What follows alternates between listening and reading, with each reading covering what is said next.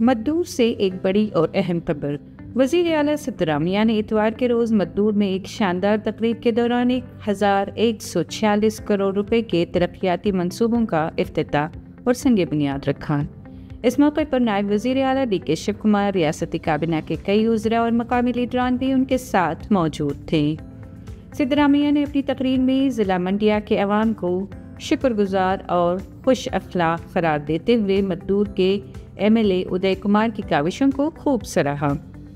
वज़ीर आला ने कहा कि एक ही दिन में 1000 करोड़ से ज़ायद के मंसूबे शुरू करना एक रिकॉर्ड है और ये उन BJP लीडरान के लिए बराह रास्त जवाब है जो कांग्रेस हुकूमत पर फंड्स की कमी का इल्ज़ाम लगा रहे थे।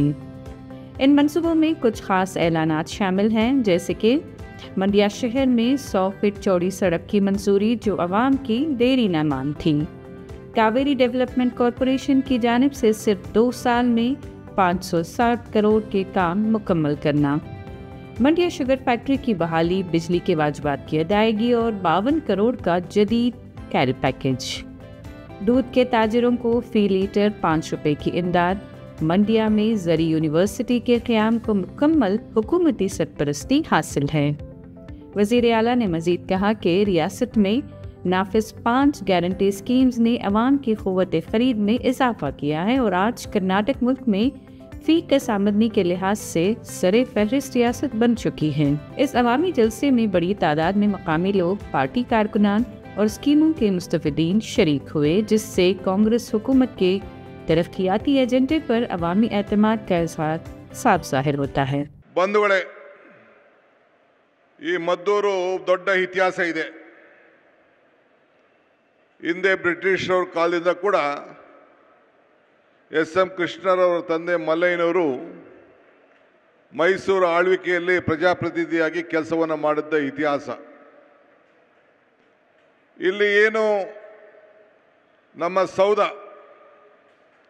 ಏನು ಕೆಂಗಲ್ ಹನುಮಂತಯ್ಯನವರ ಕಾಲದಲ್ಲಿ ಪ್ರಜಾಸೌಧವನ್ನು ಇವತ್ತು ಇಲ್ಲಿ ಕಟ್ಟಿ ಧ್ವಜವನ್ನು ಹಾರಿಸಿ ನಮ್ಮ ಇತಿಹಾಸದಲ್ಲಿ ಸ್ವಾತಂತ್ರ್ಯದ ಒಂದು ದೊಡ್ಡ ನೆಲ ಇದು.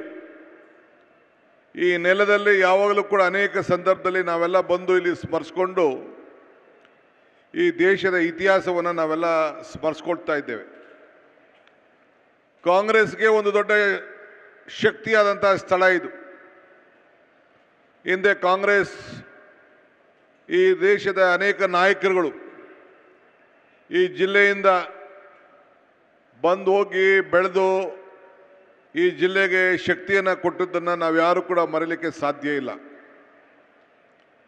ನಾನು ನಮ್ಮ ನಾಯಕರಾದಂಥ SM ಕೃಷ್ಣರವ್ರನ್ನ ಇವತ್ತು ಈ ಭೂಮಿಲಿ ನೆನೆಸ್ಕೊಳ್ಳಿಲ್ಲ ಅಂದರೆ ನನ್ನ ಕರ್ತವ್ಯಕ್ಕೆ ಲೋಪ ಆದಂಗೆ ಆಗ್ತದೆ.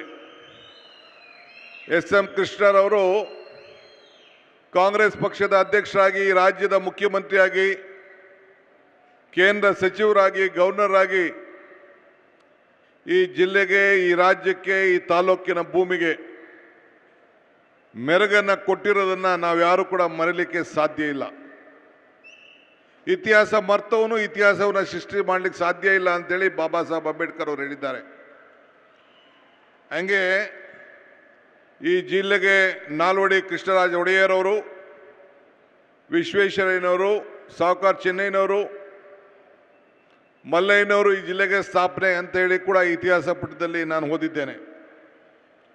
ಇವತ್ತು ಅನೇಕ ಕಾಲ ಅಭಿವೃದ್ಧಿ ಕೆಲಸ ಈ ಜಿಲ್ಲೆಯಲ್ಲಿ ಹಿರಿಯರೆಲ್ಲ ಮಾಡ್ಕೊಂಡು ಬಂದಿದ್ದಾರೆ. ಮಾದೇಗೌಡರು ಆದಿಯಾಗಿ, ನಾಗೇಗೌಡರು ಕೂಡ ನೀರಾವರಿ ಸಚಿವರಾಗಿ, ಮಂಚೇಗೌಡರು ಕೂಡ ಅವ್ರದ್ದೇ ಆದಂಥ ರೀತಿಯಲ್ಲಿ ಈ ಕ್ಷೇತ್ರದಲ್ಲಿ ಕೆಲಸವನ್ನು ಮಾಡೋದನ್ನು ನಾವೆಲ್ಲ ಕೂಡ ನಾವು ಸ್ಮರಿಸ್ಕೊಳ್ಳೇಬೇಕಾಗ್ತದೆ.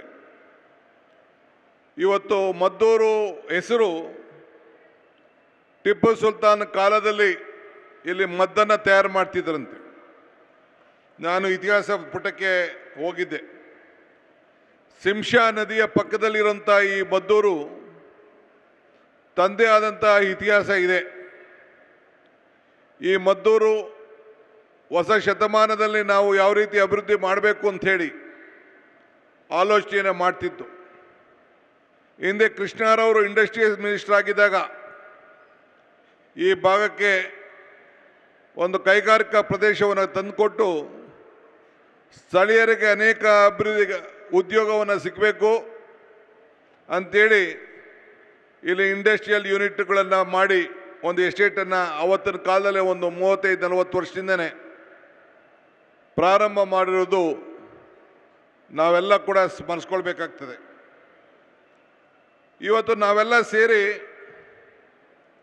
ಕಾಂಗ್ರೆಸ್ನ ಭದ್ರಕೋಟೆ ಇವತ್ತು ಇಲ್ಲಿ ನಮ್ಮ ಶಾಸಕರಾದಂಥ ಉದಯರವರು ಈ ನನ್ನ ಕ್ಷೇತ್ರದ ಅಭಿವೃದ್ಧಿ ಕೆಲಸದ ಉದ್ಘಾಟನಾ ಸಮಾರಂಭವನ್ನು ಮಾಡಬೇಕು ಅಂತೇಳಿ ಮುಖ್ಯಮಂತ್ರಿಗಳ ಹತ್ರ ನನ್ನ ಹತ್ರ ಬಂದು ಭೇಟಿ ಮಾಡಿ ಈ ದಿನಾಂಕವನ್ನು ನಿಗದಿ ಮಾಡಿದ್ರು. ಭಾಳ ಸಂತೋಷ ಆಯಿತು. ಏಕೆಂದರೆ ನಾವು ಇವತ್ತು ನಿಮ್ಮ ಕೈಲಿ ಜೈಕಾರ ಹಾಕಿಸ್ಕೊಳ್ಳಿಕ್ಕೆ ಮಾತ್ರ ಬರಲಿಲ್ಲ. ಇಲ್ಲಿ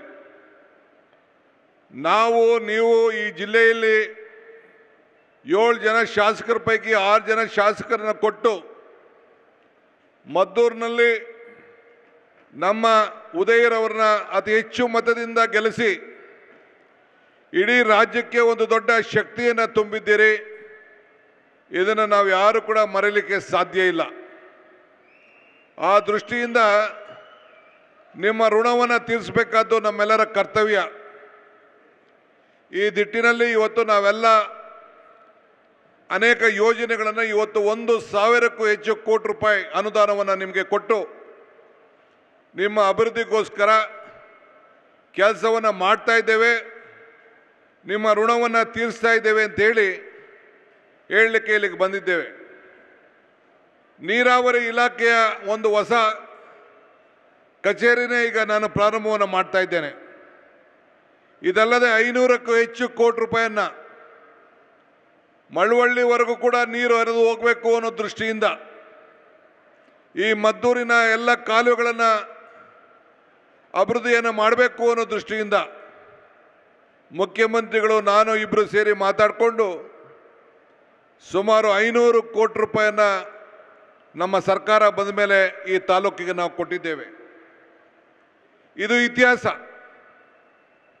ನಮ್ಮ ಚಲುವರಾಯ ಸ್ವಾಮಿಯವರು ಕೂಡ ನಾನು ಕೂಡ ಒಂದು ಸಾಕ್ಷಿಗುಡ್ಡೆ ಬಿಟ್ಟು ಹೋಗಬೇಕು ಅನ್ನೋದನ್ನು ಗಮನದಲ್ಲಿ ಇಟ್ಕೊಂಡು ಈ ಭಾಗದ ರೈತರ ಮಕ್ಕಳಿಗೆ ಒಂದು ವಿಶೇಷವಾದಂಥ ಅಗ್ರಿಕಲ್ಚರ್ ಯೂನಿವರ್ಸಿಟಿಯನ್ನು ಪ್ರಾರಂಭವನ್ನು ಮಾಡಿ ಈಗಾಗಲೇ ಅದು ಚಾಲನೆಗೆ ರೂಪವನ್ನು ತಾಳ್ತಾ ಇದೆ. ಇದು ಒಂದು ಸಣ್ಣ ಕೆಲಸ ಅಲ್ಲ. ಹಿಂದೆ ಬೇಕಾದಷ್ಟು ನಾಯಕರು ಇದರ ಬಗ್ಗೆ ಆಲೋಚನೆ ಮಾಡ್ಬೋದಾಗಿತ್ತು. ಆದರೆ ಅವರು ಈ ಜಿಲ್ಲೆಗೆ ಒಂದು ಹೊಸ ರೂಪವನ್ನು ಕೊಡಬೇಕು, ಹೊಸ ಶಕ್ತಿಯನ್ನು ತುಂಬಬೇಕು ಅಂತೇಳಿ ಎಲ್ಲ ಕ್ಷೇತ್ರಗಳಲ್ಲೂ ಕೂಡ 7 ಕ್ಷೇತ್ರದಲ್ಲೂ ಕೂಡ ಹೊಸ ಹೊಸ ಕಾರ್ಯಕ್ರಮಗಳನ್ನು ಇವತ್ತು ನಾವು ರೂಪಿಸ್ತಾ ಇದ್ದೇವೆ. ಇವತ್ತು ಈ ಜಿಲ್ಲೆ ರಾಜಕೀಯದಲ್ಲೂ ಕೂಡ ಬಹಳ ವಿಶೇಷವಾದದ್ದು. ಯಾವಾಗ ಕಾಂಗ್ರೆಸ್ ಪಕ್ಷದಲ್ಲಿ ಅತಿ ಹೆಚ್ಚು ಶಾಸಕರು ಈ ಜಿಲ್ಲೆಯಿಂದ ಕೊಡ್ತಾರೆ, ದೇವರಾಜ ಅರಸರ ಕಾಲದಲ್ಲಿ ಬಿಟ್ಟು ಎಲ್ಲ ಸಂದರ್ಭದಲ್ಲೂ ಕೂಡ ಕಾಂಗ್ರೆಸ್ ಸರ್ಕಾರ ರಚನೆ ಆಗಿರೋದು ಕೂಡ ನಾವು ಯಾರು ಕೂಡ ನಿಮ್ಮನ್ನು ಮರೆಯಲಿಕ್ಕೆ ಸಾಧ್ಯ ಇಲ್ಲ. ಇಲ್ಲಿ ಬರೋಕ್ಕಿಂತ ಮುಂಚಿತವಾಗಿ ನಾನು ನಮ್ಮ ಮುಖ್ಯಮಂತ್ರಿಗಳು ಮತ್ತು ಎಲ್ಲ ಮಂತ್ರಿಗಳು ಮದ್ದೂರು ವಡೆ ತಿನ್ಬಿಟ್ಟೆ ಒಳಗಡೆ ಹೋಗಬೇಕು ಅಂತೇಳಿ ಮದ್ದೂರು ವಡೆನೂ ತಿನ್ಕೊಂಡು ಈ ಕಾರ್ಯಕ್ರಮಕ್ಕೆ ನಾವು ಇಲ್ಲಿಗೆ ಬಂದಿದ್ದೇವೆ. ಇವತ್ತು ಕೊಟ್ಟ ಮಾತನ್ನು ಇವತ್ತು ನಾವೆಲ್ಲ ಉಳಿಸ್ಕೊಂಡಿದ್ದೇವೆ. ಇಷ್ಟು ದೊಡ್ಡ ಸಂಖ್ಯೆಯಲ್ಲಿ ತಾಯಂದಿರೆಲ್ಲ ಬಂದಿದ್ದೀರಿ. ಚುನಾವಣಾ ಸಂದರ್ಭದಲ್ಲಿ ಬಂದು ಒಂದು ಮಾತು ಹೇಳಿದ್ದೆ. ಚುನಾವಣಾ ಸಂದರ್ಭದಲ್ಲಿ ಬಂದು 5 ಗ್ಯಾರಂಟಿಗಳನ್ನು ಕೊಡೋಕ್ಕಿಂತ ಮುಂಚಿತವಾಗಿ, ಘೋಷಣೆ ಮಾಡೋಕ್ಕಿಂತ ಮುಂಚಿತವಾಗಿ ಏನು ಹೇಳಿದ್ದೆ ಅಂದರೆ, ಕಮಲ ಕೆರೆಯಲ್ಲಿದ್ದರೆ ಚಂದ, ತೆನೆ ಹೊಲದಲ್ಲಿದ್ದರೆ ಚಂದ, ಈ ದಾನ ಧರ್ಮ ಮಾಡುವ ಕೈ ಅಧಿಕಾರದಲ್ಲಿದ್ದರೆ ಮಾತ್ರ ಚಂದ ಅಂತ ಹೇಳಿದ್ದೆ ನಾನು. ಈ ದಾನ ಧರ್ಮ ಮಾಡುವ ಕೈ ಅಧಿಕಾರದಲ್ಲಿದ್ದಕ್ಕೆ 5 ಗ್ಯಾರಂಟಿಗಳನ್ನು ನಾವು ಕೊಟ್ಟಿದ್ದೇವೆ. ಎಲ್ಲ ನನ್ನ ತಾಯಂದಿರು ಇಷ್ಟು ದೊಡ್ಡ ಸಂಖ್ಯೆಯಲ್ಲಿ ಬಂದಿದ್ದೀರಿ. ಎಲ್ಲ ಉಚಿತವಾಗಿ ಪ್ರಯಾಣ ಮಾಡ್ತಾ ಇದ್ದೀರಿ. ತಮ್ಮ ಮಕ್ಕಳ ಮನೆಗೆ, ಬೀಗರ ಮನೆಗೆ, ದೇವಸ್ಥಾನಕ್ಕೆ, ತಾಲೂಕು ಆಫೀಸ್ಗೆ, ಬೆಂಗಳೂರಿಗೆ, ಮೈಸೂರಿಗೆ, ಎಲ್ಲ ದೇವರ ಸನ್ನಿಧಿಗಳಿಗೆ, ತೀರ್ಥಯಾತ್ರೆಗೆ ತಾವೆಲ್ಲ ಕೂಡ ಉಚಿತವಾಗಿ ನಮ್ಮ ರಾಜ್ಯದಲ್ಲಿ ಪ್ರವಾಸ ಮಾಡ್ತಾ ಇದ್ದೀರಿ. 2,000 ರೂಪಾಯಿ ನಿಮ್ಮ ಅಕೌಂಟ್ಗೆ ಯಾವ ಮಧ್ಯಸ್ಥಿಕೆಗೆ ಹಣ ಬರ್ತಾ ಇದೆ. 200 ಯೂನಿಟ್ವರೆಗೂ ಉಚಿತವಾಗಿ ವಿದ್ಯುತ್ ಶಕ್ತಿಯನ್ನು ಕೊಡ್ತಾ ಇದ್ದೇವೆ. ಯುವಕರಿಗೆ ಉದ್ಯೋಗ ಭತ್ಯವನ್ನು ಕೊಡ್ತಾ ಇದ್ದೇವೆ. 10 kg ಅಕ್ಕಿಯನ್ನು ಕೊಡ್ತಾ ಇದ್ದೇವೆ. ಇಡೀ ದೇಶದಲ್ಲಿ ಯಾವ ಸರ್ಕಾರ ಕೂಡ ಇಂಥ ಕಾರ್ಯಕ್ರಮವನ್ನು ಮಾಡಿಲ್ಲ. ನೀವೆಲ್ಲ ರೈತರು ಪಂಪ್ ಸೆಟ್ಟನ್ನು ಹಾಕೊಂಡಿದ್ದೀರಿ. 19,000 ಕೋಟಿ ರೂಪಾಯಿ ವರ್ಷಕ್ಕೆ ಬರೀ ರೈತರ ಪಂಪ್ ಸೆಟ್ಗೆ ಕಾಂಗ್ರೆಸ್ನ ಕಾರ್ಯಕ್ರಮ ಅದು. ಅದನ್ನು ನಾವು ಕೊಟ್ಟಿದ್ದೇವೆ. 53-54 ಕೋಟಿ ರೂಪಾಯಿ 5 ಗ್ಯಾರಂಟಿ. ನಮ್ಮ ಸೋಷಿಯಲ್ ವೆಲ್ಫೇರ್ ಮಿನಿಸ್ಟರ್ ಮಾದೇವಪ್ಪನವರಿದ್ದಾರೆ. ಅವರ ಇಲಾಖೆಯಲ್ಲಿ, ವಿವಿಧ ಇಲಾಖೆಯಲ್ಲಿ ಬ್ಯಾಕ್ವರ್ಡ್ ಕ್ಲಾಸ್ ಮತ್ತು ಅನೇಕ ಇಲಾಖೆಯಲ್ಲಿ ಸೇರಿ ಒಂದು 25,000 ಕೋಟಿ ರೂಪಾಯಿಯಷ್ಟು ಇದೇ ರೀತಿ ಹಣವನ್ನು ನಾವು ಕೊಡ್ತಾ ಇದ್ದೇವೆ. 10,900 ಕೋಟಿ ರೂಪಾಯಿ ಪೆನ್ಷನ್ ಕೊಡ್ತಾ ಇದ್ದೇವೆ. ಸಿದ್ದರಾಮಯ್ಯನವರ ಬಜೆಟು 4 ಲಕ್ಷ ಕೋಟಿ 4.8 ಲಕ್ಷ ಕೋಟಿ. ಅದಕ್ಕೆ ಇವತ್ತು ನಾವು 1 ಲಕ್ಷ ಕೋಟಿ ರೂಪಾಯಿಯಷ್ಟು ನಿಮ್ಮ ಬದುಕಿಗೋಸ್ಕರ, ನಿಮ್ಮ ಆರೋಗ್ಯಕ್ಕೋಸ್ಕರ, ನಿಮ್ಮ ಪ್ರವಾಸಕ್ಕೋಸ್ಕರ, ಉಚಿತವಾಗಿ ವಿದ್ಯುತ್ ಶಕ್ತಿ ಕೊಡಲಿಕ್ಕೋಸ್ಕರ 1 ಲಕ್ಷ ಕೋಟಿ ರೂಪಾಯಿಯನ್ನು ಇವತ್ತು ಕೊಡ್ತಾ ಇದ್ದೇವೆ. ನೀವು BJPಯವರಿಗೆ, ಜನತಾದಳದವ್ರು ಕೇಳಬೇಕು, ನಿಮಗೆ ಅಧಿಕಾರ ಇದ್ದಾಗ ಇಂಥದ್ದು ಯಾವ್ದಾದ್ರು ಒಂದು ಗ್ಯಾರಂಟಿ 100 ರೂಪಾಯಿ ಇಂಥ ಹಣ ಹೊಟ್ಟೆ ತುಂಬಕ್ಕೆ ಕಷ್ಟ ಕಾಲಕ್ಕೆ ಏನಾದ್ರು ಒಂದು ಸಣ್ಣ ಸಹಾಯವನ್ನು ಮಾಡಿದರೆ ಅವ್ರಿಗೆ ಮಾತಾಡೋಂಥ ಒಂದು ಶಕ್ತಿ ಇರ್ತಿತ್ತು. ಎಲ್ಲ ನೈತಿಕವಾದಂಥ ಬಲವನ್ನು ಅವರು ಕಳ್ಕೊಂಡಿದ್ದಾರೆ. ಸಾಧನೆ ಅನ್ನೋ ವಿಚಾರ ಇದೆಯಲ್ಲ, ಸುಮ್ಮನೆ ಬರುವುದಿಲ್ಲ. ಶ್ರಮದ ತುದಿಯಲ್ಲಿ ಅದರ ಫಲ ಇರ್ತದೆ. ಕಾಲುವೆ ಬುಡದಲ್ಲ, ಇಲ್ಲ ಕಾಲಲ್ಲ. ಬೆಳಗ್ಗೆ ಸಾಯಂಕಾಲ ರೈತ ಯಾವ ರೀತಿ ಹೊಲ ಉಳ್ತಾನೆ, ಭೂಮಿ ಮಟ್ಟ ಆಯ್ತದೆ, ಫಸಲು ಸಿಗ್ತದೆ, ಹಂಗೆ ನಮ್ಮ ಕಾಂಗ್ರೆಸ್ ಪಕ್ಷ, ಕಾಂಗ್ರೆಸ್ ಸರ್ಕಾರ ಜನರ ಬದುಕಿನಲ್ಲಿ ಅನೇಕ ಕಾರ್ಯಕ್ರಮಗಳನ್ನು ಇವತ್ತು ನಾವು ರೂಪಿಸ್ಕೊಂಡು ನಾವೆಲ್ಲ ಬರ್ತಾ ಇದ್ದೇವೆ. ಇವತ್ತು ನಿಮ್ಮ ಬದುಕಿಗೆ ನಾವು ಆದರ್ಶವಾಗಿ ನಮ್ಮ ಸರ್ಕಾರ ಕೆಲಸವನ್ನು ಮಾಡಿಕೊಂಡು ಬರ್ತಾ ಇದೆ. ಯೋಗಿ ಅಂತ ಕರ್ಸ್ಕೊಳ್ಳೋದು ಮುಖ್ಯ ಅಲ್ಲ, ಉಪಯೋಗಿ ಅಂತ ಕರ್ಸ್ಕೊಳ್ಳೋದು ಭಾಳ ಮುಖ್ಯ. ಹಂಗೆ ನಮ್ಮ ಸ್ಥಳೀಯ ಶಾಸಕರಾದಂಥ ನಮ್ಮ ಶ್ರೀ ಉದಯ್ ಅವರು ಅನೇಕ ನಿಮ್ಮ ಕ್ಷೇತ್ರದ ಅಭಿವೃದ್ಧಿಗೆ ಎಲ್ಲ ಇಲಾಖೆಯಲ್ಲೂ ಕೂಡ ಇವತ್ತು ಕೆಲಸವನ್ನು ಮಾಡ್ಕೊಂಡು ಬರ್ತಾ ಇದ್ದಾರೆ. ನಾನು ಕಳೆದ ವಾರ ಇಲ್ಲಿಗೆ ಬಂದಿದ್ದೆ. ಕಳೆದ ಒಂದು 10-15 ದಿನದಲ್ಲಿ ಕನ್ನಂಬಾಡಿ ಕಟ್ಟೆ ಪೂಜೆ ಮಾಡಿಬಿಟ್ಟು ಇಲ್ಲಿಗೆ ಬಂದಿದ್ದೆ. ಬಂದು ನಿಮ್ಮ ತಾಲೂಕು ಆಫೀಸ್ಗೆ ಹೋಗಿದ್ದೆ. ಎಲ್ಲರಿಗೂ ಆಶ್ಚರ್ಯ ಆಯಿತು, ಏನಕ್ಕೆ ಬಂದವನು ಡಿ ಕೆ ಶಿವಕುಮಾರ್ ತಾಲೂಕು ಆಫೀಸ್ಗೆ ಅಂತ. ಇಲ್ಲಿ ಏನಾರು ಆಸ್ತಿ ಖರೀದಿ ಮಾಡ್ಲಿಕ್ಕೆ ಬಂದಿದ್ದಾನ ಅಂತೇಳಿ ಆಶ್ಚರ್ಯ ಆಯಿತು. ಎಲ್ಲರಿಗೆ ಕೇಳಿದ್ರು ನನಗೆ, ಏನಾರು ಆಸ್ತಿ ಖರೀದಿ ಮಾಡ್ತಾ ಇದೆಯಾ ಅಂತ. ನಮ್ಮ ಶಾಸಕರಾದಂಥ ಉದಯರವರು 2 ಕೋಟಿ ರೂಪಾಯಿ ಅಷ್ಟು ವೆಚ್ಚದ ನಿವೇಶನವನ್ನು ಕಾಂಗ್ರೆಸ್ ಕಚೇರಿಯನ್ನು ಕಟ್ಟಲಿಕ್ಕೆ ನಮ್ಮ ಕಾಂಗ್ರೆಸ್ ಭವನಕ್ಕೆ, ಕಾಂಗ್ರೆಸ್ ಟ್ರಸ್ಟ್ಗೆ ಅವರ ಸ್ವಂತ ಹಣದಿಂದ ಇವತ್ತು ಭೂಮಿಯನ್ನು ಕೊಟ್ಟಿದ್ದಾರೆ. ಇವತ್ತು ಅದೇ ರೀತಿ ಇಡೀ ರಾಜ್ಯದಲ್ಲಿ 6 ಜನ ತಮ್ಮ ಸ್ವಂತ ಆಸ್ತಿಗಳನ್ನು ಕಾಂಗ್ರೆಸ್ ಕಚೇರಿಗೆ ಕೊಟ್ಟಿದ್ದಾರೆ. ಒಂದು ಅಂಶು ಅಂತ ನಮ್ಮ ಜಿಲ್ಲಾ ಕಾಂಗ್ರೆಸ್ ಅಧ್ಯಕ್ಷರು, ಅವರು ಚಿಕ್ಕಮಗಳೂರಿನವರು. ಒಂದು ಉದಯನವರು, 2 ಅಂಶ ಅವರು, 3ನೇದು ಶಿರಗುಪ್ಪ ಶಾಸಕರು ನಮ್ಮ ನಾಗರಾಜ್ ಅವರು, ನಮ್ಮ ಮಂತ್ರಿಗಳಾದಂಥ ಸಂತೋಷ್ ಲಾಡ್ರವರು, GS ಪಾಟೀಲ್ರವರು ನಮ್ಮ ಗದಗ ಶಾಸಕರು, ಮತ್ತು ಶರಣ್ ಪ್ರಕಾಶ್ ಪಾಟೀಲ್ರವರು ಅವರ ಸ್ವಂತ ಭೂಮಿನೇ ಕಾಂಗ್ರೆಸ್ ಕಚೇರಿಗೆ ಕೊಟ್ಟಿದ್ದಾರೆ. ಅದಕ್ಕೆ ನಾನು ಒಬ್ಬ ಕಾಂಗ್ರೆಸ್ ಪಕ್ಷದ ಅಧ್ಯಕ್ಷರಾಗಿ ನಮ್ಮ ಉದಯರವರಿಗೆ, ನಿಮ್ಮ ಶಾಸಕರಿಗೆ ಕಾಂಗ್ರೆಸ್ ಋಣವನ್ನು ತೀರಿಸಬೇಕು ಅಂತ ಏನು ಈ ಒಂದು ದೊಡ್ಡ ಹೃದಯ ಶ್ರೀಮಂತಿಕೆಯನ್ನು ತೋರಿಸಿದ್ದಾರೆ, ಅವರಿಗೆ ಒಂದು ಸಾಷ್ಟಾಂಗ ನಮಸ್ಕಾರಗಳನ್ನು ಅರ್ಪಿಸಲಿಕ್ಕೆ ನಾನು ಬಯಸ್ತಾ ಇದ್ದೇನೆ, ಅಭಿನಂದನೆ ಸಲ್ಲಿಸಲಿಕ್ಕೆ ನಾನು ಬಯಸ್ತಾ ಇದ್ದೇನೆ. ದೇವರು ನಮಗೆ ಕೊಟ್ಟಿರೋದು ಎರಡು ಆಯ್ಕೆ, ಒಂದು ಕೊಟ್ಟೋಗೋದು, ಒಂದು ಬಿಟ್ಟು ಹೋಗೋದು. ಹಂಗೆ ಇಂಥ ಒಂದು ಇತಿಹಾಸ ಪುಟಕ್ಕೆ ಈ ಮದ್ದೂರಿನಲ್ಲಿ ಕಾಂಗ್ರೆಸ್ ಟಿಕೆಟನ್ನು ಪಡ್ಕೊಂಡು ಶಾಸಕರಾದಕ್ಕೆ ಇಂಥ ಸೇವೆಯನ್ನು ಮಾಡಿದ್ದಾರೆ. ನಾನು ಟಿಕೆಟ್ ಕೊಡೋಕ್ಕಿಂತ ಮುಂಚಿತವಾಗೆ ಎಸ್.ಎಂ. ಕೃಷ್ಣರವರಕ್ಕೆ ನಾನು, ನಮ್ಮ ಚಲುವರಾಯ ಸ್ವಾಮಿಯವರು, ಈ ಜಿಲ್ಲೆಯ ಮುಖಂಡರಿಗೆಲ್ಲ ಹೋಗಿ ಭೇಟಿ ಮಾಡಿದವು. ಉದಯನೂ ಬಂದಿದ್ದ, ಗುರುಚರಣೂ ಬಂದಿದ್ದರು.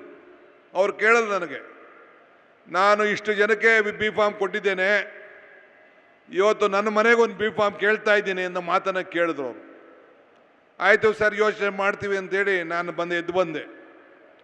ಅದಾದಮೇಲೆ 3 ಬಾರಿ ಸರ್ವೆ ಮಾಡಿಸ್ತೀನಿ. ನಾನು 3 ಬಾರಿ ಸರ್ವೆ ಮಾಡಿಸಿದಾಗ ಕಾಂಗ್ರೆಸ್ ಗೆಲ್ಲಬೇಕಾದ್ರೆ ನನಗೆ ಗುರುಚರಣ್ಗೆ ಕೊಡಬೇಕು ಅಂತ ಆಸೆ ಇತ್ತು.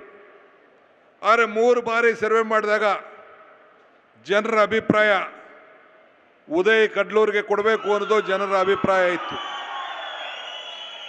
ಅದನ್ನು ಮತ್ತೆ ನಾನು ಎಸ್.ಎಂ. ಕೃಷ್ಣರವರ ಹತ್ರ, ಅವರ ಧರ್ಮಪತ್ನಿ ಪ್ರೇಮಾ ಕೃಷ್ಣರವರ ಹತ್ರ ಮನೆಗೆ ಹೋಗಿ ಚರ್ಚೆ ಮಾಡಿದೆ. ನಾನು ಅವ್ರಿಗೆ ರಿಪೋರ್ಟ್ ತರಿಸಿದೆ, ಈ ರೀತಿ ಜನರ ಅಭಿಪ್ರಾಯ ಇದೆ ಅಂತ. ಆಗ ಎಸ್.ಎಂ. ಕೃಷ್ಣರವರು ಹೇಳಿದ್ರು, ನನ್ನ ಮಗ ಮುಖ್ಯ ಅಲ್ಲ, ಈ ರಾಜ್ಯದಲ್ಲಿ ಕಾಂಗ್ರೆಸ್ ಸರ್ಕಾರ ಬರೋದು ಮುಖ್ಯ, ನೀನೇ ತೀರ್ಮಾನ ತೆಗೆದುಕೊಂಡು ಉದಯನ್ಗೆ ಟಿಕೆಟ್ ಕೊಡು ಅಂತೇಳಿ ಎಸ್.ಎಂ. ಕೃಷ್ಣರವರು ನನಗೆ ಮಾರ್ಗದರ್ಶನವನ್ನು ಕೊಟ್ಟರು. ಆ ಪ್ರಕಾರ ಎಲೆಕ್ಷನ್ ಕಮಿಟಿ ಮುಂದೆ ನಾನು, ಸಿದ್ದರಾಮಯ್ಯನವರಿಬ್ಬರು ಸೇರಿ ಉದಯರವರ ಹೆಸರನ್ನು ಹೇಳಿ ಟಿಕೆಟನ್ನು ಕೊಟ್ಟು, ನೀವೆಲ್ಲ ಅತಿ ಹೆಚ್ಚು ಓಟನ್ನು ಕೊಟ್ಟು ಆಶೀರ್ವಾದ ಮಾಡಿದ್ದೀರಿ. ಆಶೀರ್ವಾದ ಮಾಡಿದಕ್ಕೆ ಇವತ್ತು ಅವರು ನಿಮಗೆಲ್ಲರೂ ಕೂಡ ಇಂಥ ದೊಡ್ಡ ಸೇವೆಯನ್ನು ಪ್ರಾಮಾಣಿಕವಾಗಿ ಇವತ್ತು ಕೊಟ್ಟಿದ್ದಾರೆ. ಉಳಿ ಪೆಟ್ಟು ಬೀಳದೆ ಯಾವ ಶಿಲೆ ಕೂಡ ಕಲ್ಲು ಶಿಲೆ ಆಗಲಿಕ್ಕೆ ಸಾಧ್ಯ ಇಲ್ಲ.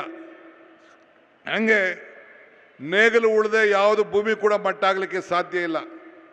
ಹಂಗೆ ಇವತ್ತು ನಿಮ್ಮ ಭೂಮಿಯನ್ನು ಫಸಲು ಮಾಡಲಿಕ್ಕೆ ಅನೇಕ ಕಾರ್ಯಕ್ರಮಗಳನ್ನು ಇವತ್ತು ಅವರು ರೂಪಿಸ್ಕೊಂಡು ಬಂದಿದ್ದಾರೆ. ಆದ್ದರಿಂದ ಅವಕಾಶ ಸಿಕ್ಕಿದಾಗ ಇಂಥ ಅನೇಕ ಕಾರ್ಯಕ್ರಮಗಳನ್ನು ನಾವು ರೂಪಿಸ್ಕೊಂಡು ಹೋಗಬೇಕು. ಬೇರಿಲ್ಲ ಅಂದರೆ ಯಾವ ಮರ ಕೂಡ ಉಳಿದಿಲ್ಲ. ಹಂಗೆ ನಂಬಿಕೆ ಇಲ್ಲ ಅಂದರೆ ಯಾವ ಸಂಬಂಧ ಕೂಡ ಉಳಿಲಿಲ್ಲ. ನನಗೆ ಕನಕಪುರ ಕ್ಷೇತ್ರ ಎಷ್ಟು ಮುಖ್ಯನೋ ಅಷ್ಟೇ ಈ ಮಂಡ್ಯ ಜಿಲ್ಲೆಯ ಪ್ರತಿಯೊಂದು ಕ್ಷೇತ್ರ ಕೂಡ ನನಗೆ ಭಾಳ ಮುಖ್ಯ ಅನ್ನೋದನ್ನು ನನಗೆ ಹೇಳಲಿಕ್ಕೆ ಭಾಳ ಸಂತೋಷ ಆಗ್ತದೆ. ನಾನು ಹಿಂದೆ ಒಂದು ಮಾತು ಹೇಳಿದ್ದೇನೆ, ದೇವರು ವರನೂ ಕೊಡೋದಿಲ್ಲ, ಶಾಪನೂ ಕೊಡೋದಿಲ್ಲ, ಅವಕಾಶ ಮಾತ್ರ ಕೊಡ್ತಾನೆ ಅಂತೇಳಿ. ಹಂಗೆ ನಮಗೆ ಸಿಕ್ಕಿದಂಥ ಅವಕಾಶದಲ್ಲಿ ಇವತ್ತು ನಾವು ಕೆಲಸ ಮಾಡ್ತಾ ಇದ್ದೀವಿ. ಹಿಂದೆ ಮೋದಿಯವರು ಹೇಳಿದ್ರು ಅಚ್ಚೇ ದಿನ ಬರ್ತದೆ ಅಂಥೇಳಿ. ಯಾವ ಅಚ್ಚೇ ದಿನ? ಅಚ್ಚೇ ದಿನ ಏನಾಯಿತು? 15 ಲಕ್ಷ ಏನಾಯಿತು? ಇದನ್ನು ನೀವು ಕುಮಾರಸ್ವಾಮಿಯವ್ರಿಗೆ ಕೇಳಬೇಕು, BJPಯವ್ರಿಗೆ ಕೇಳಬೇಕು. ನಮಗೆ ಧೈರ್ಯ ಇದೆ. ಈ ನನ್ನ ತಾಯಂದಿರಿಗೆ ಕೊಟ್ಟು ಮಾತಂತ 2,000 ರೂಪಾಯಿ ಕೊಡ್ತಾ ಇದ್ದೀವೋ ಇಲ್ಲೋ? ತಾಯಂದಿರು ತಾವು ಕೈ ಎತ್ತಬೇಕು. ಬರ್ತಾ ಇದೆ ಅಂದರೆ ಪ್ರವಾಸ ಮಾಡ್ತಾ ಇದ್ದೀರೋ? ಇದು ಭಾಳ ಮುಖ್ಯವಾದಂಥ ವಿಚಾರ. ಆದ್ದರಿಂದ ನಾವು ನಮ್ಮ ಕರ್ತವ್ಯವನ್ನು ಈ ಸಂದರ್ಭದಲ್ಲಿ ನಾವು ಮಾಡ್ಕೊಂಡು ನಾವು ಹೋಗ್ತಾ ಇದ್ದೇವೆ. ಇನ್ನು ಅನೇಕ ಕಾರ್ಯಕ್ರಮಗಳನ್ನು ನಿಮ್ಮ ಜಿಲ್ಲೆಯ ಅಭಿವೃದ್ಧಿಗೋಸ್ಕರ ನಾವು ರೂಪಿಸ್ತಾ ಇದ್ದೇವೆ. ಇಡೀ ರಾಜ್ಯದಲ್ಲಿ ಆರೋಗ್ಯ ಇಲಾಖೆಯ ಮಂತ್ರಿಗಳಿದ್ದಾರೆ ದಿನೇಶ್ ಗುಂಡೂರಾಯರವರು. ಅವರು ಇಲಾಖೆಯ ಜವಾಬ್ದಾರಿ ತೆಗೆದುಕೊಂಡ ಮೇಲೆ ಮತ್ತು ನಮ್ಮ ವೆಂಕಟೇಶ್ವರರು ಇದ್ದಾರೆ, ನಮ್ಮ ಮಹದೇವಪ್ಪನವರು ಇದ್ದಾರೆ, ರಹೀಂ ಖಾನ್ ಇದ್ದಾರೆ, ಕೃಷ್ಣ ಬೈರೇಗೌಡರಿದ್ದಾರೆ. ಅವರು ಏನು ಅವರ ಇಲಾಖೆಯ ಜವಾಬ್ದಾರಿ ತೆಗೆದುಕೊಂಡು ಅವರವ್ರ ಇಲಾಖೆಯಲ್ಲಿ ಬಡವರ ಬದುಕಿಗೆ, ರೈತರ ಬದುಕಿಗೆ ಆರೋಗ್ಯಕರವಾಗಿ ಪಶುವೈದ್ಯ ಇರ್ಬೋದು, ಮನುಷ್ಯರ ಆರೋಗ್ಯ ಇರ್ಬೋದು, ಇವೆಲ್ಲಕ್ಕೂ ಕೂಡ ಒಂದು ದೊಡ್ಡ ಕಾರ್ಯಕ್ರಮವನ್ನು ರೂಪಿಸಿ ಅತಿ ಹೆಚ್ಚು ಶಕ್ತಿ ತುಂಬುವಂಥ ಕೆಲಸವನ್ನು ಮಾಡ್ತಾ ಇದ್ದಾರೆ. ನಮ್ಮ ಎಲ್ಲ 30 ಮಂತ್ರಿಗಳು ಕೂಡ ಜನರ ಕಲ್ಯಾಣ ಭಾಳ ಮುಖ್ಯ, ಈ ನಿಟ್ಟಿನಲ್ಲಿ ನಾವು ಸಾಧನೆಯನ್ನು ಮಾಡ್ಕೊಂಡು ನಾವು ಬರ್ತಾ ಇದ್ದೇವೆ. ನಿಮ್ಮ ವಿಧಾನ ಪರಿಷತ್ತಿನ ಸದಸ್ಯರಾದಂಥ ನಮ್ಮ ದಿನೇಶ್ ಗುಳಿಗೌಡರು ಕೂಡ ಇದ್ದಾರೆ, ಮಧು ಮಾದೇಗೌಡರು ಈ ಜಿಲ್ಲೆಯವರು ಇದ್ದಾರೆ, ಈ ತಾಲೂಕಿನವರು. ಅವರು ಕೂಡ ಉತ್ತಮವಾಗಿ ನಮ್ಮ ಕೆಲಸವನ್ನು ಮಾಡಿಕೊಂಡು ಸರ್ಕಾರದ ಗಮನವನ್ನು ಸೆಳೀತಾ ಇದ್ದಾರೆ. ದಿನೇಶ್ ಗುಳಿಗೌಡರು ಭಾಳ ಉತ್ತಮವಾಗಿ ಮಾಧ್ಯಮಕ್ಕೆ ನಮಗೂ ಸಂಪರ್ಕವನ್ನು ಬೆಳೆಸಿ ನಿಮ್ಮ ಜಿಲ್ಲೆಯ ಬಗ್ಗೆ ಅಪಾರವಾದಂಥ ಕಾರ್ಯಕ್ರಮಗಳನ್ನು ಇವತ್ತು ರೂಪಿಸ್ಕೊಂಡು ಬರ್ತಾ ಇದ್ದಾರೆ. ಆದ್ದರಿಂದ ಈ ಜಿಲ್ಲೆಯ ಎಲ್ಲ ಹಿರಿಯ ನಾಯಕರುಗಳು ಅವರ ಸೇವೆಯನ್ನು ಕೂಡ ಮರೆಸ್ಕೊಳ್ಬೇಕು. ನಾನು ಇವತ್ತು ಜನತಾದಳದ ಈ ಜಿಲ್ಲೆಯ ಕಾರ್ಯಕರ್ತರಿಗೆ ಹೇಳ್ತಾ ಇದ್ದೀನಿ, ನಿಮ್ಮ ಟೈಮ್ ವೇಸ್ಟ್ ಮಾಡ್ಕೊಳಕ್ಕೆ ಹೋಗಬೇಡಿ. ಕಾಲ ಬಂದಿತ್ತು, ಕಾಲ ಮುಗಿದೋಯ್ತು. ಈಗೇನಿದ್ರು ಕಾಂಗ್ರೆಸ್ ಕಾಲ, ಈ ದೇಶದ ಇತಿಹಾಸ. ಇವತ್ತು ಹೆಂಗೆ ಇಲ್ಲಿ ಈ ಸೌಧದಲ್ಲಿ, ಮದ್ದೂರಿನ ಸೌಧದಲ್ಲಿ, ಶಿವಪುರದ ಸೌಧದಲ್ಲಿ ಧ್ವಜ ಹಾರ್ತಾ ಇದೆಯೋ, ಹಂಗೆ ಕರ್ನಾಟಕ ರಾಜ್ಯದಲ್ಲಿ ಶಾಶ್ವತವಾಗಿ ಕಾಂಗ್ರೆಸ್ ಧ್ವಜ ಹಾರೇ ಹಾರ್ತದೆ ನನ್ನ ಮಾತನ್ನು ಈ ಸಂದರ್ಭದಲ್ಲಿ ಹೇಳಲಿಕ್ಕೆ ನಾನು ಬಯಸ್ತಾ ಇದ್ದೇನೆ. ನೀವೆಲ್ಲ ಆಲೋಚನೆ ಮಾಡಬೇಕು. ನಿಮ್ಮ ಸ್ವಾಭಿಮಾನದ ಬದುಕು ಒಂದು ಕಡೆ ಸೈಡ್ಗಿಡಿ, ನಿಮ್ಮ ಬದುಕನ್ನು ಗಮನದಲ್ಲಿ ಇಟ್ಕೊಳ್ಳಿ. ಕಾಂಗ್ರೆಸ್ ಶಕ್ತಿನೇ ಈ ದೇಶದ ಶಕ್ತಿ, ಕಾಂಗ್ರೆಸ್ ಇತಿಹಾಸ ಈ ದೇಶದ ಇತಿಹಾಸ. ಇವತ್ತು ಕಾಂಗ್ರೆಸ್ ಅಧಿಕಾರಕ್ಕೆ ಬಂದರೆ ನಿಮ್ಮೆಲ್ಲರ ಬದುಕಿಗೆ ಇವತ್ತು ಶಕ್ತಿ ತುಂಬ್ತಾ ಇದೆ. ಇದು ಕೂಡ ನಾವು ಗಮನದಲ್ಲಿ ಇಟ್ಕೊಳ್ಬೇಕು. ನಿಮ್ಮ ಸೇವೆಯನ್ನು ಮಾಡಲಿಕ್ಕೆ, ನಿಮ್ಮ ಋಣವನ್ನು ತೀರಿಸಲಿಕ್ಕೆ ನಾವು ಇಲ್ಲಿಗೆ ಬಂದಿದ್ದೇವೆ. ಆ ದೃಷ್ಟಿಯಿಂದ ನೀವೆಲ್ಲ ಸೇರಿ ಇನ್ನೂ ಹೆಚ್ಚಿನ ಕೆಲಸವನ್ನು ಮಾಡ್ಕೊಂಡು ಹೋಗಬೇಕು. ಶ್ರೀ ಉದಯರವರಿಗೆ ಪಕ್ಷ ಭೇದವನ್ನು ಮರೆತು ನೀವು ಸಹಾಯವನ್ನು ಮಾಡಬೇಕು. ಉದಯ್ ಜೊತೆ ಇಡೀ ಸರ್ಕಾರ ಇದೆ ಅನ್ನೋದಕ್ಕೆ ಈ ವೇದಿಕೆನೇ ಸಾಕ್ಷಿ ಅಂತೇಳಿ ನನಗೆ ಹೇಳಲಿಕ್ಕೆ ಭಾಳ ಸಂತೋಷ ಆಗ್ತದೆ. ಆದ್ದರಿಂದ ಇಂಥ ಒಂದು ದೊಡ್ಡ ಐತಿಹಾಸಿಕ ಕಾರ್ಯಕ್ರಮಕ್ಕೆ ತಾವೆಲ್ಲ ಬಂದು ನಮ್ಮ ಸರ್ಕಾರಕ್ಕೆ ಆಶೀರ್ವಾದ ಮಾಡಲಿಕ್ಕೆ ಬಂದಿದ್ದೀರಿ. ನಾವು ನಿಮ್ಮ ಋಣವನ್ನು ಸದಾ ತೀರಿಸ್ತಾ ಇದ್ದೇವೆ. ಅಲ್ಲಿಂದ ಈಚೆಗೆ ಮಂಡ್ಯ ಜಿಲ್ಲೆ ತನ್ನದೇ ಆದಂಥ ರೀತಿಯಲ್ಲಿ ಬೆಳವಣಿಗೆಯನ್ನು ಕಂಡಿದೆ. ಮಂಡ್ಯ ಜಿಲ್ಲೆ ಶಿಕ್ಷಣ ಕ್ಷೇತ್ರದಲ್ಲಿ, ರಾಜಕೀಯ ಕ್ಷೇತ್ರದಲ್ಲಿ, ಸಾಹಿತ್ಯ ಕ್ಷೇತ್ರದಲ್ಲಿ, ಕಲೆ, ಕ್ರೀಡೆ, ಚಲನಚಿತ್ರ ರಂಗ, ವಾಣಿಜ್ಯ ಮತ್ತು ವ್ಯವಸಾಯ ಕ್ಷೇತ್ರಗಳನ್ನು ಒಳಗೊಂಡಂತೆ ಇದು ಒಂದು ಅಪರೂಪದ ವಿಶಿಷ್ಟವಾದಂಥ ಜಿಲ್ಲೆ ಅಂತ ಹೇಳಲಿಕ್ಕೆ ಹೆಮ್ಮೆ ಆಗ್ತಾ ಇದೆ ಅಂತಕ್ಕಂಥ ಮಾತುಗಳನ್ನು ಹೇಳಲಿಕ್ಕೆ ಬಯಸ್ತಾ ಇದ್ದೇನೆ.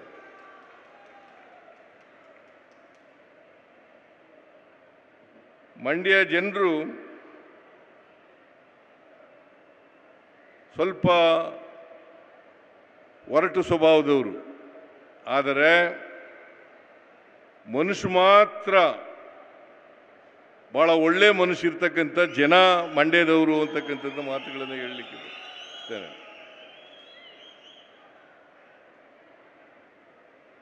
ಏನಾದ್ರು ಉಪಕಾರ ಮಾಡಿದ್ರೆ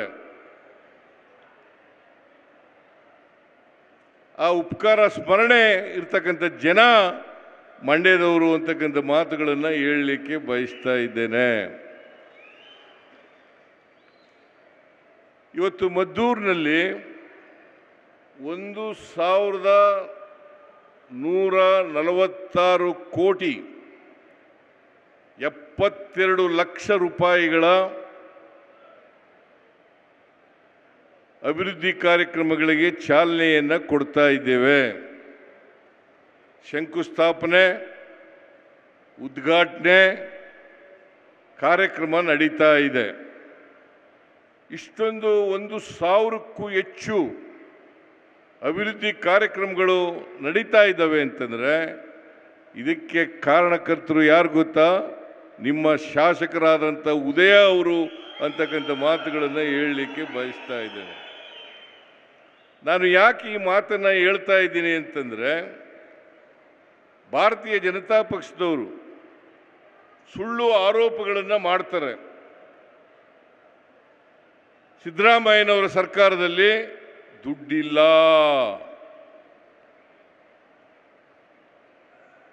ಸುಳ್ಳು ಅಪವಾದಗಳನ್ನು ಮಾಡ್ತಾರೆ,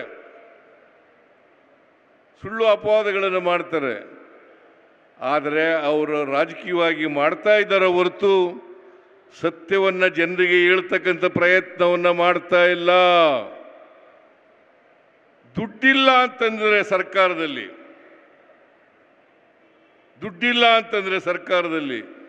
1146 ಕೋಟಿ 72 ಲಕ್ಷ ಅಭಿವೃದ್ಧಿ ಕೆಲಸಗಳನ್ನು ಮಾಡಲಿಕ್ಕೆ ಸಾಧ್ಯ ಆಗ್ತಾ ಇತ್ತಾ? ಇದನ್ನು ಅರ್ಥ ಮಾಡ್ಕೋಬೇಕಾಗ್ತದೆ. ಸತ್ಯವನ್ನು ಮರೆಮಾಚಿ ಸುಳ್ಳು ಹೇಳಲಿಕ್ಕೆ ಎಷ್ಟೇ ಪ್ರಯತ್ನವನ್ನು ಮಾಡಿದ್ರೂ ಕೂಡ, ಆದರೆ ಸತ್ಯನೇ. ಸತ್ಯವನ್ನು ಯಾವತ್ತೂ ಕೂಡ ಬದಿಗೊತ್ತಲಿಕ್ಕೆ ಸಾಧ್ಯ ಆಗಲ್ಲ. ಆದ್ದರಿಂದ ಇವತ್ತು ಉದಯ MLA ಆಗಿ 2 ವರ್ಷ ಆಯಿತು, 2 ವರ್ಷ ಮೇಲಾಗಿದೆ. ಈ 2 ವರ್ಷದಲ್ಲಿ ಅನೇಕ ಅಭಿವೃದ್ಧಿ ಕೆಲಸಗಳನ್ನು ಮಾಡಲಿಕ್ಕೆ ಪ್ರಯತ್ನವನ್ನು ಮಾಡ್ತಾ ಇದ್ದೀವಿ.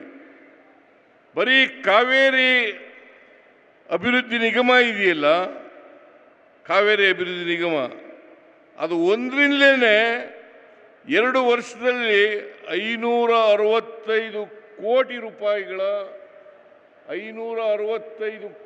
ರೂಪಾಯಿಗಳ ಅಭಿವೃದ್ಧಿ ಆಗಿದೆ. ಗ್ಯಾರಂಟಿ ಯೋಜನೆಗಳನ್ನು ಜಾರಿ ಮಾಡಿಬಿಟ್ರು ಸಿದ್ದರಾಮಯ್ಯನವರು, DK ಶಿವಕುಮಾರ್ ಅವರು. ಇವ್ರ ಸರ್ಕಾರ ಈ ಗ್ಯಾರಂಟಿ ಯೋಜನೆಗಳಿಗೆ ಹಣ ಖರ್ಚು ಮಾಡಲಿಕ್ಕೆ ದುಡ್ಡಿಲ್ಲ, ಅಭಿವೃದ್ಧಿ ಕೆಲಸಗಳಿಗೆ ದುಡ್ಡಿಲ್ಲ ಅಂತೇಳಿ ಬೊಬ್ಬೆ ಹೊಡಿತಾ ಇದ್ದಾರೆ. ಅವರು 4 ವರ್ಷ ಅಧಿಕಾರದಲ್ಲಿದ್ದರು. 4 ವರ್ಷ ಅಧಿಕಾರದಲ್ಲಿದ್ದರು. ಇಲ್ಲಿ JDSನ MLA ಇದ್ದರು. 4 ವರ್ಷದಲ್ಲಿ BJP ಸರ್ಕಾರ ಏನು ಮಾಡಿದೆ ಅಂತಕ್ಕಂಥದ್ದು ಸಾಕ್ಷಿ ಇರಬೇಕಲ್ಲ. ಸುಮ್ಮನೆ ಬರೀ ಬಾಯಿನಲ್ಲಿ ಸುಳ್ಳು ಹೇಳ್ತಕ್ಕಂಥದ್ದನ್ನು ಮಾಡ್ತಕ್ಕಂಥ ಕೆಲಸವನ್ನು ಯಾರೂ ಕೂಡ ಮಾಡಬಾರದು. BJPಯವರಿಗೆ ಇನ್ನೊಂದು ಹೆಸರೇ ಸುಳ್ಳು. ಅವರ ಮನೆ ದೇವರು ಸುಳ್ಳೇ ಅವ್ರ ಮನೆ ದೇವರು. ಆದ್ದರಿಂದ BJPಯವರು ಇದ್ದಾರಲ್ಲ, ಈಗ ನಾನು ಅಧಿಕಾರಕ್ಕೆ ಬಂದ ಮೇಲೆ ಮಂಡ್ಯ ಶುಗರ್ ಫ್ಯಾಕ್ಟ್ರಿ ನಿಂತೋಗಿತ್ತು. ಅದನ್ನು ಪ್ರಾರಂಭ ಮಾಡಲಿಕ್ಕೆ 52 ಕೋಟಿ ರೂಪಾಯಿಗಳನ್ನು ಕೊಟ್ಟೆ. ಯಾರು ಕೊಟ್ಟಿದ್ರು? 52 ಕೋಟಿ ರೂಪಾಯಿಗಳನ್ನು. ಆಮೇಲೆ 25 ವರ್ಷಗಳಿಂದ ಕರೆಂಟ್ ಕಟ್ಟಿರಲಿಲ್ಲಪ್ಪ, ಬಾಕಿ ಬಿಲ್ ಬಿಟ್ಬಿಟ್ಟೋಗಿದ್ರು. ಎಲ್ಲಿ ಗಂಗಾಧರ ಇದ್ದಾರ? ಇಲ್ಲಿ ಏನಪ್ಪ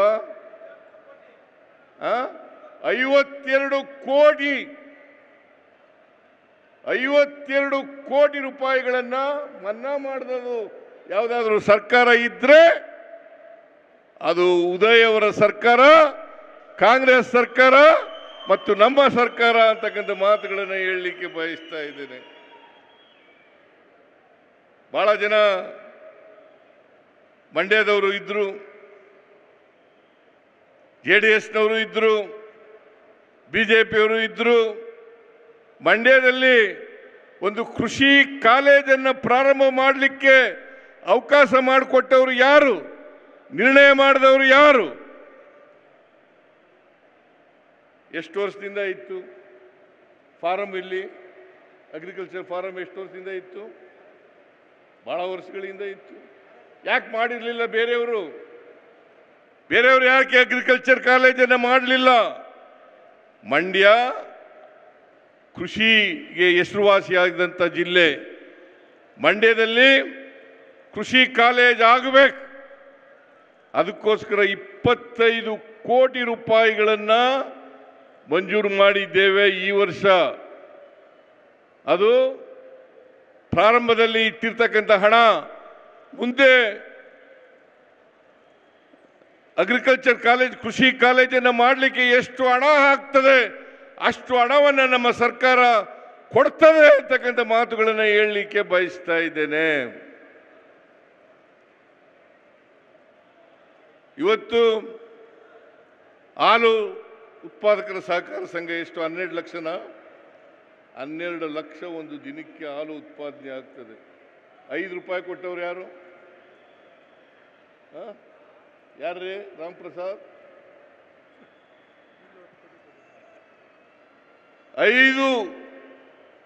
5 ರೂಪಾಯಿಯನ್ನ 1 ಲೀಟರ್ ಹಾಲಿಗೆ ಸುಮಾರು 1 ಲಕ್ಷ ಕುಟುಂಬಗಳು ಹಾಲಾಗ್ತವೆ.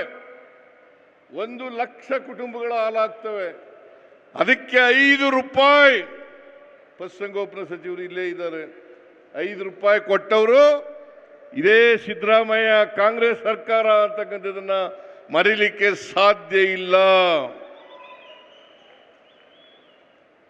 ಆಮೇಲೆ ಈ ವರ್ಷ ಶುಗರ್ ಫ್ಯಾಕ್ಟರಿಗೆ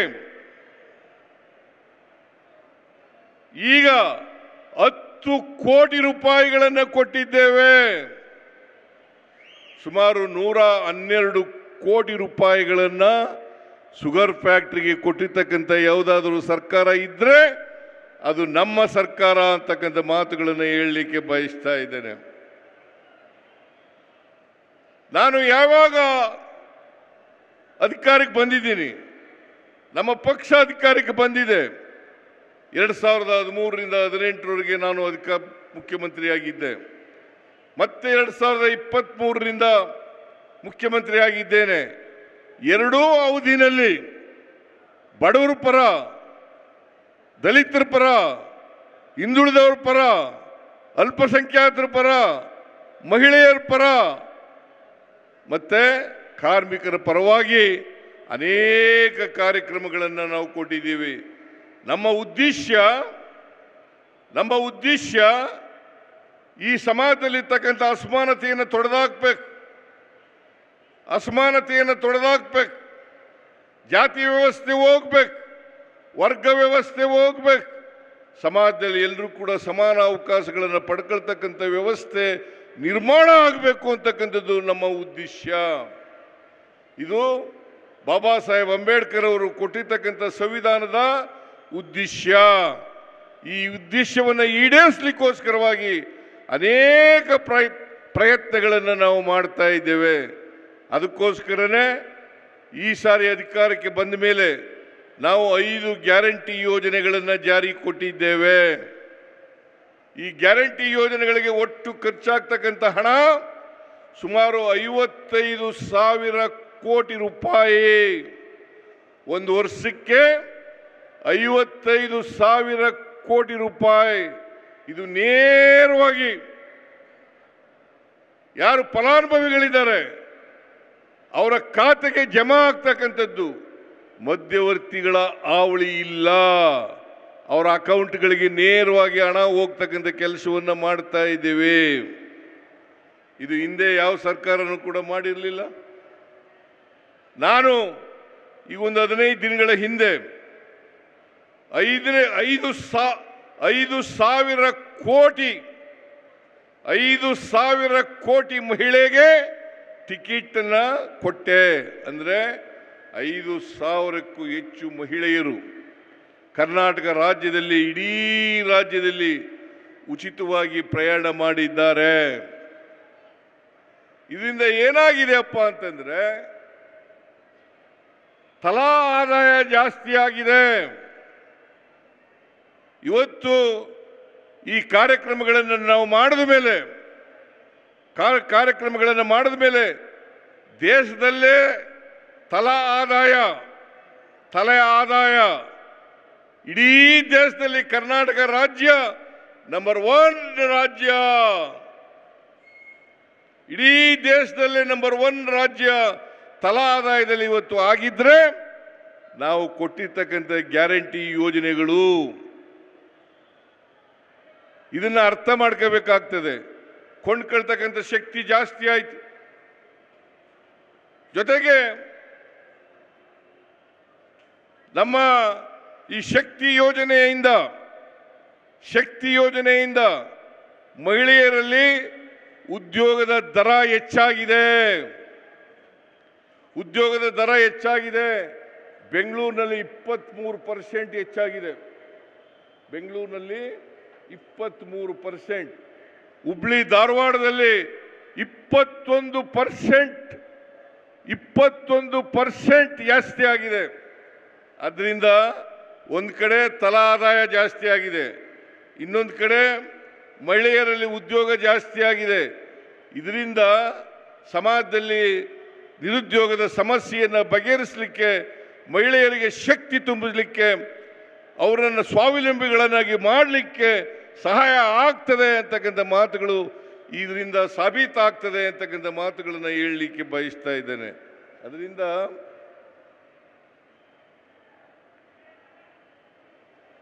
ಈ ಉದಯನಿಗೆ ಮದ್ದೂರು ಟೌನ್ನಲ್ಲಿ 100 ಅಡಿ ರಸ್ತೆ ಆಗಬೇಕು ಅಂತ ಹಠ ಹಿಡ್ಕೊಂಡಿದ್ದಾರೆ. ಮದ್ದೂರು ಟೌನ್ನಲ್ಲಿ 100 ಅಡಿ ರಸ್ತೆ ಆಗಬೇಕು. ನಿಮ್ಮ ಸಹಕಾರನೂ ಬೇಕಾಗ್ತದೆ 100 ಅಡಿ ರಸ್ತೆ ಮಾಡಬೇಕಾದ್ರೆ. ಅದಕ್ಕೆ ಸರ್ಕಾರ ಒಪ್ಪಿಗೆಯನ್ನ ಕೊಡುತ್ತದೆ. ಆಯ್ತೇನಪ್ಪ? ಆಯ್ತಾ?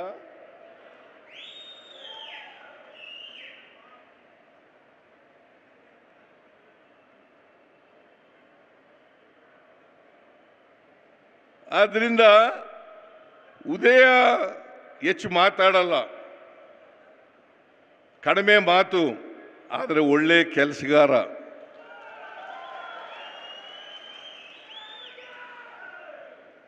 ನಾನು ಬರುವಾಗ ಹೇಳ್ತಾ ಇದ್ರು, ನನಗೆ ಟೀಕೆ ಮಾಡ್ತಾ ಇದ್ರು ನಮ್ಮ ವಿರೋಧಿಗಳು, ಉದಯ ಸಿಕ್ಕಲ್ಲ ಕೈಗೆ, ಗೆಲ್ಲಿಸಬೇಡಿ ಅಂತ ಹೇಳ್ತಾ ಇದ್ರು. ಈಗ 4-5 ದಿನ ವಾರದಲ್ಲಿ ಜನರ ಬಳಿ ಹೋಗ್ಲಿಕ್ಕೆ ಪ್ರಯತ್ನವನ್ನು ಮಾಡ್ತಾ ಇದ್ದಾರೆ. 4-5 ದಿನ ಜನರ ಕೈಗೆ ಸಿಗ್ತಾರೆ. ಶಾಸಕರು ಸಿಕ್ಕಬೇಕು, ಅವರ ಕಷ್ಟ ಸುಖ ಹೇಳ್ಕೊಳ್ಳಲಿಕ್ಕೆ ಸಿಕ್ಕಬೇಕು. ಆದ್ರಿಂದ ಉದಯ್ ಅವರು ಒಬ್ಬ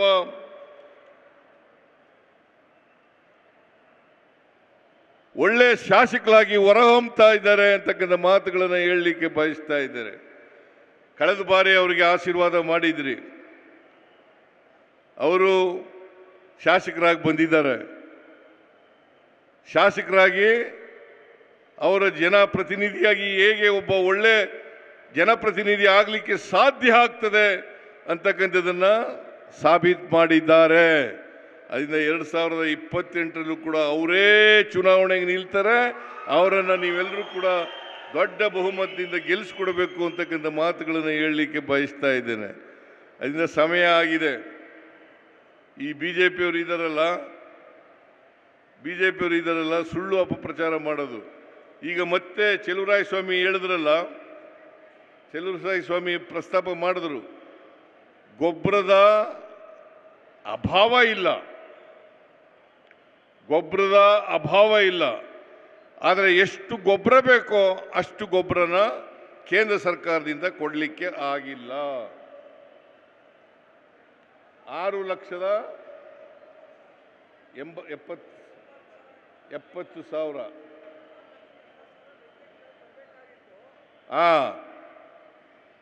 6,82,000 ಟನ್ ನಮಗೆ ಕೊಡಬೇಕಾಗಿತ್ತು.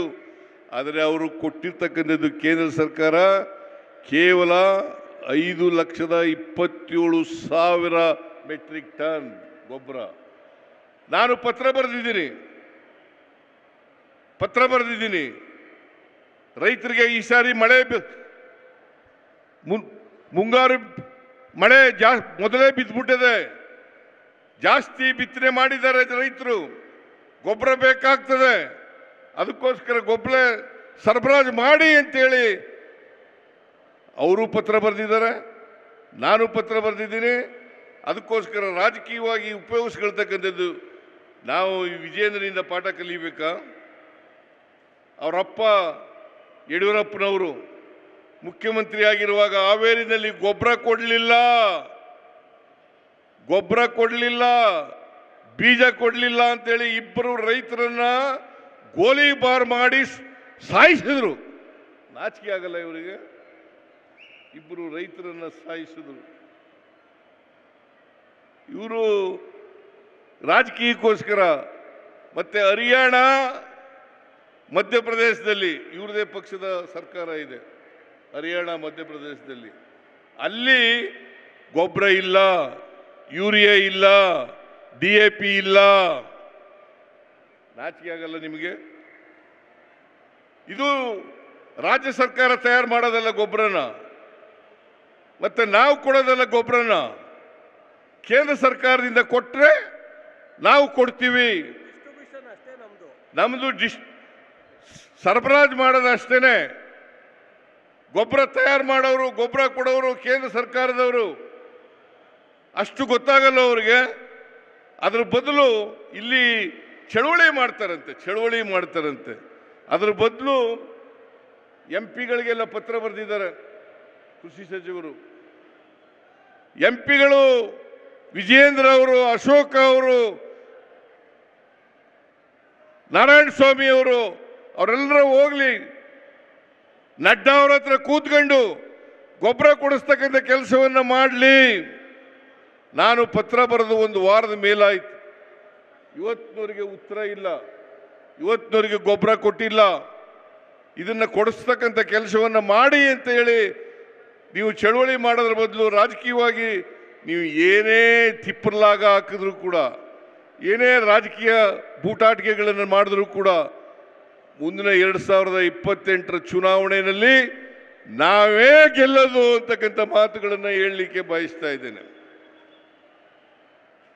ಇಲ್ಲಿ ಉದಯ ಶಾಸಕರಾಗಿ ಮತ್ತೆ ಆರಿಸಿ ಬರ್ತಾರೆ ಅಂತಕ್ಕಂಥ ಮಾತುಗಳನ್ನು ಹೇಳಲಿಕ್ಕೆ ಬಯಸ್ತಾ ಇದ್ದೇನೆ.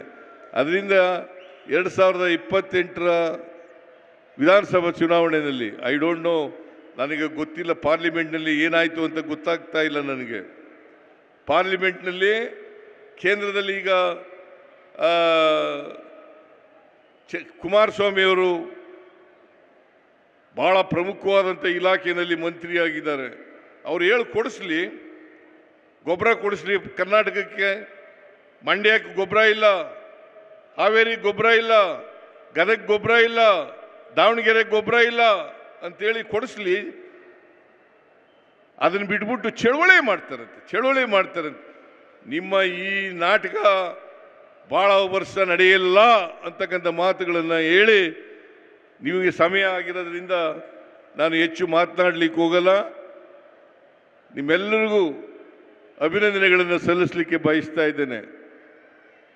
ಯಾಕಂತಂದರೆ ಭಾಳ ದೊಡ್ಡ ಪ್ರಮಾಣದಲ್ಲಿ ಮದ್ದೂರಿನಲ್ಲಿ ಸಭೆ ಸೇರಿದ್ದೀರಿ. ಅದಕ್ಕೋಸ್ಕರ ಎಲ್ಲ ರೈತ ಬಾಂಧವರಿಗೆ, ಸ್ನೇಹಿತರಿಗೆ ಅಭಿನಂದನೆಗಳನ್ನು ಸಲ್ಲಿಸಿ